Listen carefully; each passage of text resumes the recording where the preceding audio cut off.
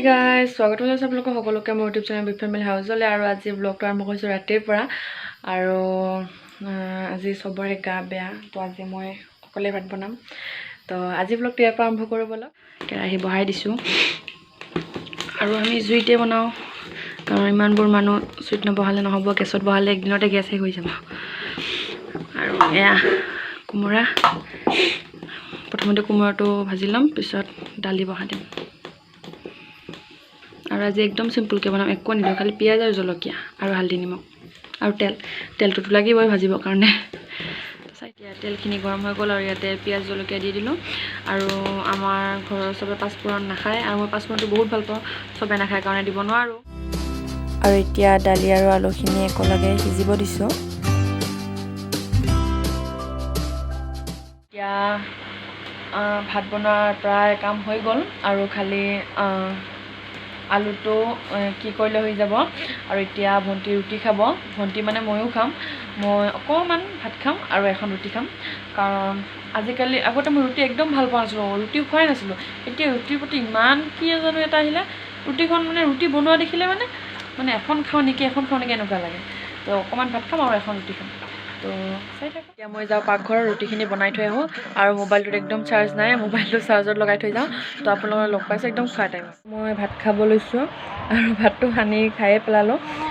শাক ভাজি দি ইফালে দালি আলু ভৰ্তা শাক ভাজি মাছ ভাজি লেচেৰা ভাজি দাংবডি ভাজি কোমোৰা ভাজি লেচেৰা ভাজিটো আৰু শাক ভাজিটো দুপৰীয়া আছিল আৰু শাক ভাজি অকণমান আনিছিলোঁ এতিয়া খাই পেলালোঁ আৰু এতিয়া ভাতখিনি খাই লওঁ মই ৰুটি খাম বুলি কৈছিলোঁ কিন্তু ৰুটি নাখালোঁ এতিয়া ভাতখিনি খাই লওঁ তাৰপিছত লগ পাইছোঁ হাই গাইজ তো এতিয়া মোৰ ভাত পানী বনোৱা হৈ গ'ল আৰু ভাবিছোঁ কেক এটা বনাওঁ বুলি কাৰণ আজি মাদাৰ্ছ ডে হয় আৰু মোৰ বাৰ্থডেও হয় তো দুজনৰে মা আৰু মোৰ একেলগে হৈ যাব আৰু এতিয়া বাহিৰৰ পৰাতো কেক বনাওঁ আৰু বাহিৰৰ পৰা মই এনেও কেক নানো মোৰ কোনোবাৰ বাৰ্থডেতে প্ৰত্যেক বছৰ মই ঘৰতে বনাওঁ মানে মা বনায় তো আজি মই বনাম বুলি ভাবিছোঁ মাকো ছাৰপ্ৰাইজ দিম আৰু মই আৰু কি ছাৰপ্ৰাইজ দিম নিজে বনাম তো সিদিনা যেনেকৈ কেক বনাইছিলোঁ এগলেছ কেক তেনেকৈ বনাম চিম্পুলকৈ তো আৰু এতিয়া মা পেহীহঁতৰ তাত গৈছে কথা পাতি আছে কিবা কিবি সেইকাৰণে ভাবিলোঁ মনে মনে এতিয়া বনাই লওঁ মাক ছাৰপ্ৰাইজ নিচিনা দিম আৰু ঘৰতে আৰু সৰুতে দেউতা আৰু মায়ে বহুত ছাৰপ্ৰাইজ দিছিলে মোক বাৰ্থডেত তো এতিয়া ডাঙৰ হৈ গ'লোঁ আৰু এতিয়া দেউতাও নাই আমাৰ মাজততো সদায় থাকিব কিন্তু এতিয়া লগত নাই আৰু সেইকাৰণে ৰাতিপুৱা উঠিয়ে বহুত বেয়া লাগি আছিলে কিন্তু বেয়া লাগিল উপায় নাই তো এতিয়া মা আৰু এতিয়া অসুখ তো তেনেকৈ এতিয়া মাক ছাৰপ্ৰাইজ দিম আজি তো চাই থাকক আজি মই এটা এগলেছ কেক বনাইছোঁ আৰু দুটা কেক কণী দি বনাম দুটা কেক বনাবৰ কাৰণে মই 5টা কণী লৈ লৈছোঁ আৰু কণীখিনি ভাঙি লৈ লৈছোঁ আৰু এতিয়া কণীখিনি ভালকৈ ফেটি ল'ম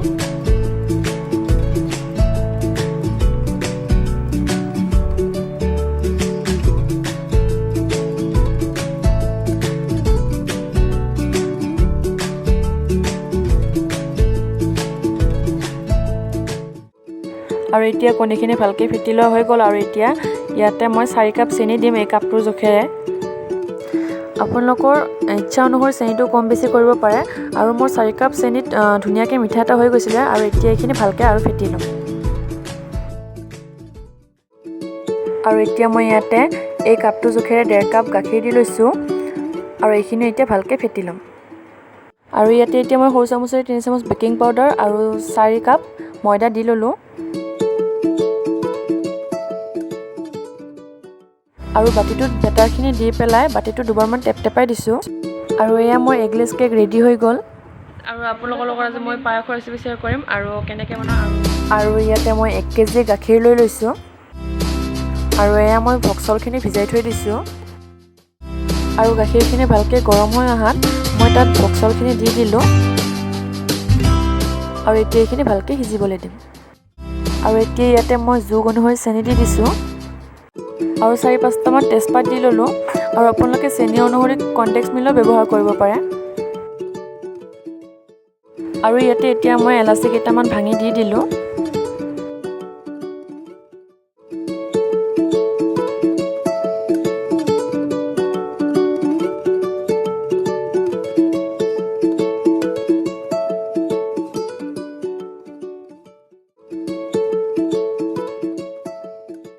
পায়স ৰেডি হৈ গ'ল পুৰা একদম এতিয়া খাবলৈ আৰু কেক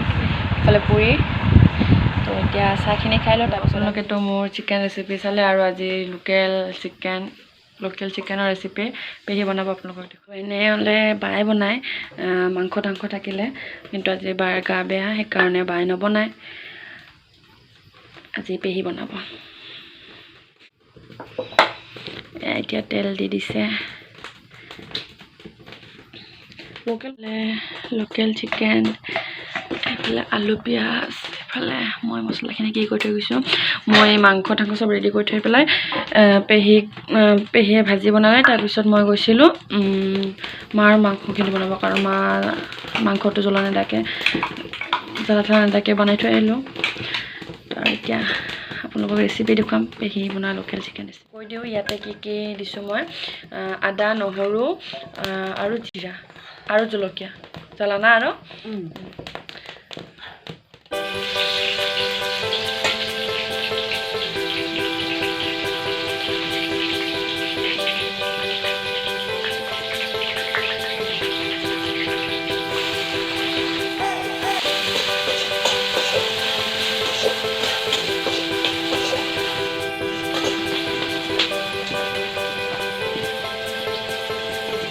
আৰু গেছত বনোৱাতকৈ জুইত বনাই খাই বেছি ভাল লাগে বেছি টেষ্টি বেছি ভাল লাগে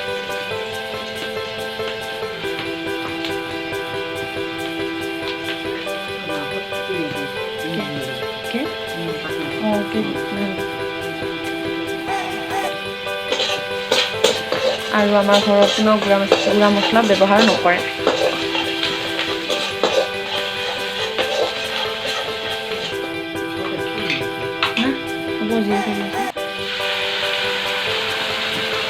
আৰু এতিয়া মছলাখিনি দি দিলে আৰু এতিয়া হৈ থাকিব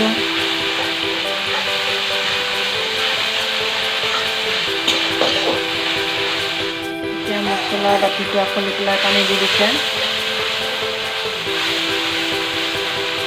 আৰু এতিয়া 3-4 মিনিটমান কি হ'ল 5 মিনিটমান ভাজি না 5 মিনিটমান ভাজি থাকোঁ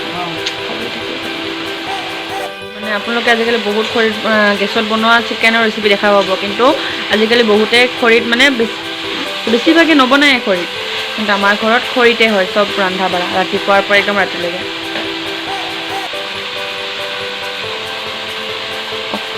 অকল ভাতটো আৰু চাহটো খালি গেছত হয় এতিয়া হালধি দি দিছে হালধি দি দিলে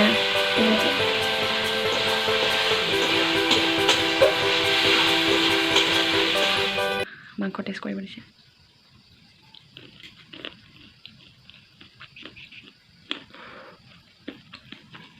ইমান ধুনীয়া হৈছে আৰু আগত খাই লওঁ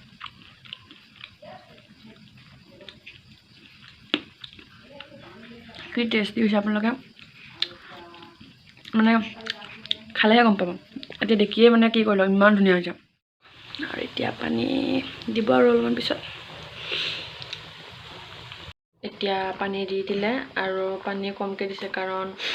দালি বনাইছে আৰু মাংসটো একদম গ্ৰেভি হ'ব সেইকাৰণে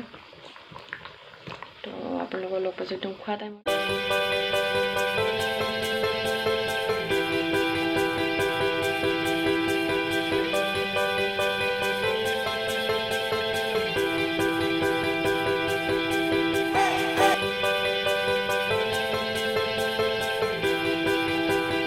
আৰু এয়া ডাঙৰ পি আৰু মই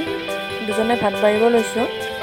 তো আজি ভিডিঅ'টো ইয়াতে শেষ কৰিছোঁ আৰু আজি ভিডিঅ'টো চাই যদি আপোনালোকে ভাল পালে তেতিয়াহ'লে ভিডিঅ'টো লাইক কমেণ্ট শ্বেয়াৰ মোৰ চেনেলটো প্লিজ ছাবস্ক্ৰাইব কৰি দিব নাপাহৰিব তেতিয়াহ'লে আজিলৈ বাই বাই কাইলৈ লগ পাম আন এটা নতুন ভিডিঅ'লৈ